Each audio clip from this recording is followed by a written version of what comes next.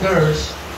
Therefore, choose life so that you and your descendants may live by loving Adonai your God, listening to His voice, clinging to Him.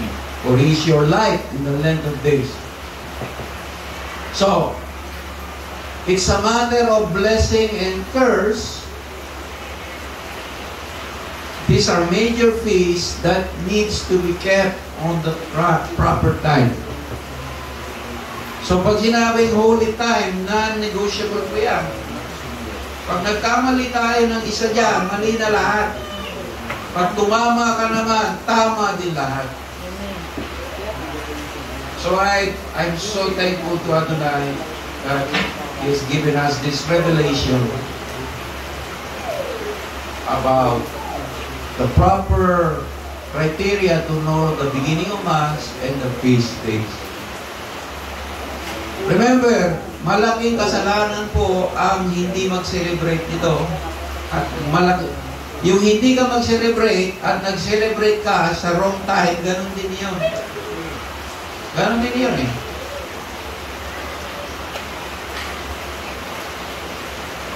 Di ba ang light, the moon and the sun are reliable witness? So, listen to this. Ating tinatawag ang langit at ang lupa na pinakasaksi laban sa inyo sa araw na ito. Na aking ilagay sa harap mo ang buhay at kamatayan, ang pagpapala at sumpa. Kaya piliin mong mabuhay upang ikaw ay mabuhay, ikaw at ang iyong binhi. Upang ibigin mo ang Panginoon ng Diyos sa sundin mo kanyang tinig at lumakip sa Kanya. Sapagkat Siya ang iyong buhay at kalaunan ang iyong mga araw. So, celebrating this feast is a matter of life and death.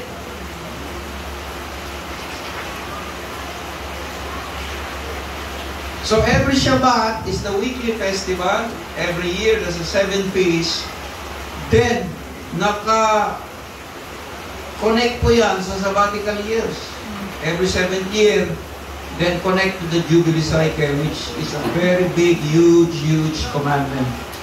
So we cannot reach the sabbatical year blessing. We cannot hear the Jubilee cycle blessing without the timing. Sabi ng Diyos dito, kung hindi nyo ito i-celebrate, mamamatay kayo. Ganun na po nangyari sa Israel. Na-exile, namatay. Pero kung sundin nyo ito, mabubuhay kayo. Amen. Tingnan niyo po yung progression dito, ha. Buhay at kamatayan. Pagpapala o sumpa. It's a choice. To obey God is a choice. Hindi naman pinipilit yan eh.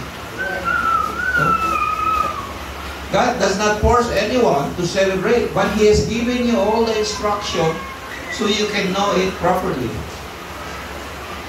Sabi niya, piliin mo ang buhay. So, it's a choice. Piliin mo mag-celebrate. Upang ikaw ay mabuhay, life. Ikaw at ang iyong mga anak. So, iyong lahi. So, tingnan mo. Ibigin mo ang Panginoon mong Diyos. So, yung pagpili mo sa buhay, buhay mo nakataya. Tapos, dahil Diyos ang nagbigay nito, mahalin mo siya. Buti nga sinabi niya sa ito eh. Sundin ang kanyang tinig, listen to His voice. Ibig sabihin, listen to the Torah. At lumakip ka sa Kanya, umapit ka. Umapit ka sa Kanya. Sapagkat Siya ang iyong buhay. So buhay ang nakataya dito, mga kapatid. Kung i-celebrate mo yung mga festival na ito, on the proper time and rhythm, buhay na buhay ka. Diyos na po ang nagsabi.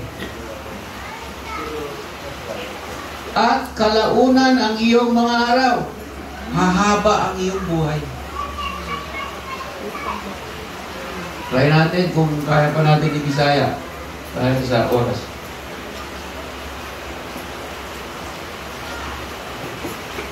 At nagpahimutang at tubangan ka ninyo sa kinabuhi o kamatayon, panalanginin ka o pagtunglo. Busa pili ang kinabuhi, aron ang ikaw ug ang imong kaliwat mabuhi. Aron ikaw mahigugmat kay Jehova ang imong Dios, ug ikaw makatuman sa iyang tingog. Aron ikaw makahimo sa pagbilin ngadto kaniya, kay siya mao ang imong kinabuhi, ug ang katas-as imo, ug ang katason sa imong mga adlaw. So mga Bisaya, naintindihan nila. Ito yung pasay sa atin. Kasi si Brother Raul, paalis na.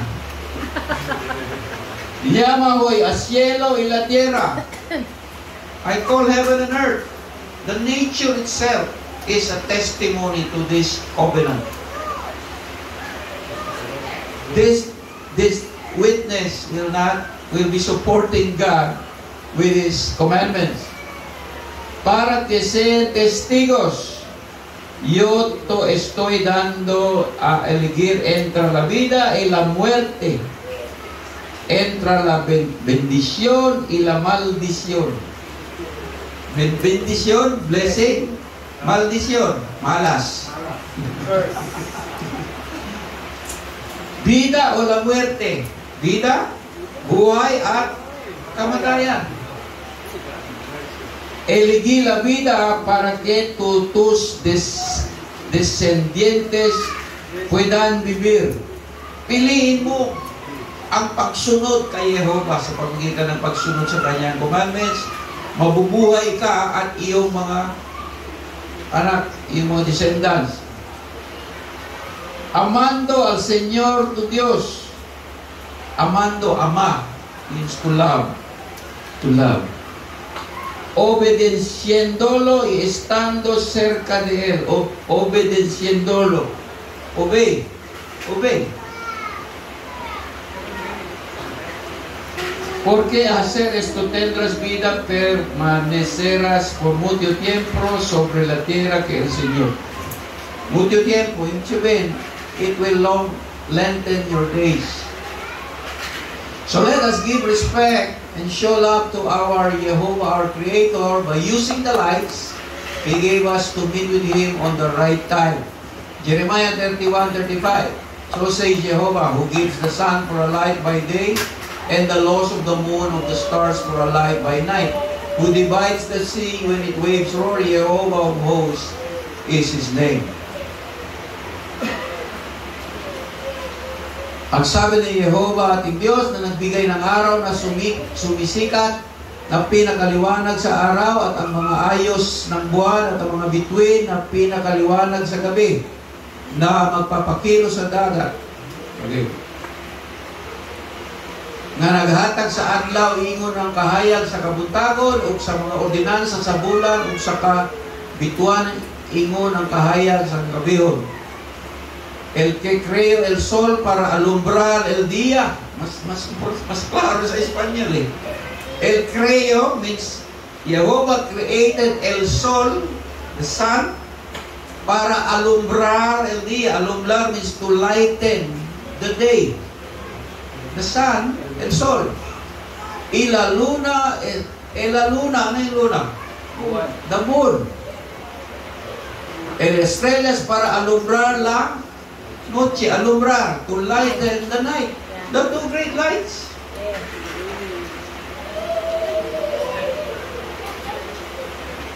So ito po yung ating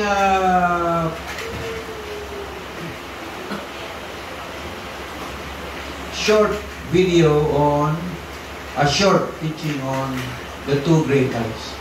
Very simple, concise, and yet so clear, crystal clear. No? So, i-stop ko muna to because we're going to send this to the podcast.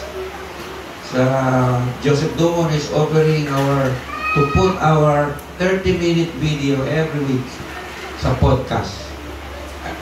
Hindi ko alam kung ano yung podcast. Sorry, delayed ako, learner. Pero ito po ay parang media avenue na marami po. So, Shabbat Shalom. So, you can subscribe to my channel, Brother Ike. You can reach me through Facebook, Ike Macias, or WhatsApp. There's my number. So, I'm going to stop now for it. That's it. Can you stop? Kanina, ni-stop ni Musyo to.